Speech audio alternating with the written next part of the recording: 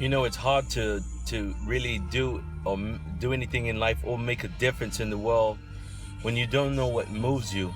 You know, for me, it it really hurts me and makes me very angry, very uncomfortable when I see people hurting and in need, and because I want to do something about it. So I know that that God created me to have an answer for that.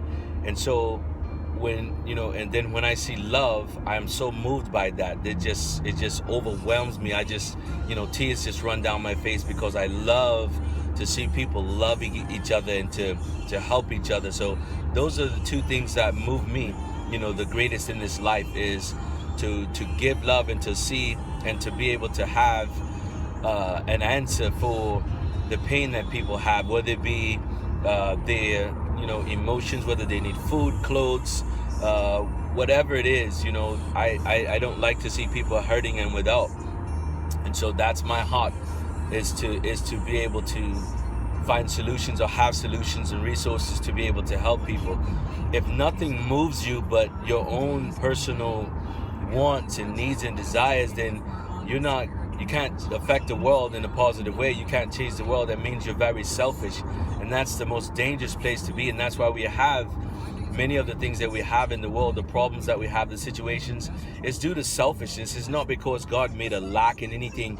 He didn't make America any greater than any other place. He didn't make, when we look on TV and we see places that are what they call third world countries, I don't know what that really means, because God don't have but one world.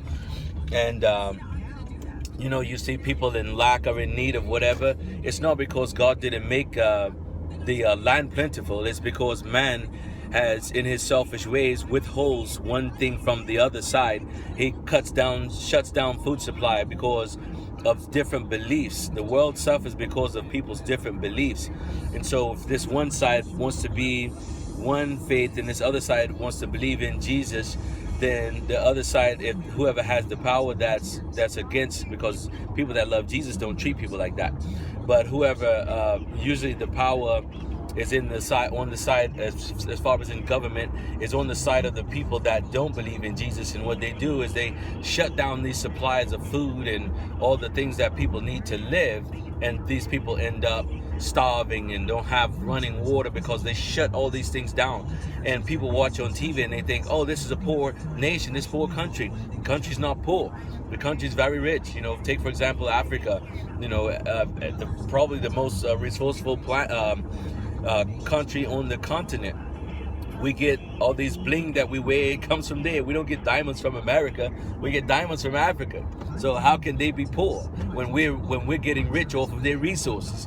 So it's a man thing. It's not that God left anything lack. And I said all that to say this: if you don't have the love of God in your heart, then nothing on this earth will move you but your own personal wants and desires, which will turn out to be selfish.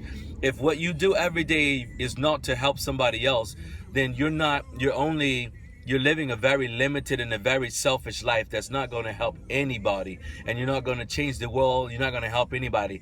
Don't you know that the more people that you help, the safer you make the world for your own self and your family? The more people you help, the more you take away the dangers that could inflict your family or other people's lives, because love always heals. It never hurts. And so, think about what you do today. Help somebody every opportunity you get. Stop thinking about your own little self.